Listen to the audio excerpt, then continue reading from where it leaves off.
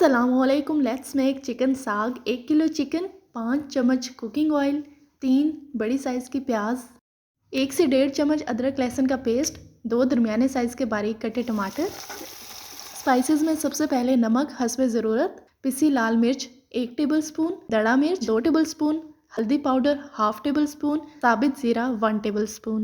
हौले हौले चंगी तरह चिकन की भुनाई करो। माशाल्लाह क्या खुशबू आ रही है। 1 गत्थी सब्ज़ धनिया की, 2 गत्थी मेथी की चाहिए होगी। बड़े प्यार से इनको मिक्स करें, हल्की हल्की आंच पे पकने दें।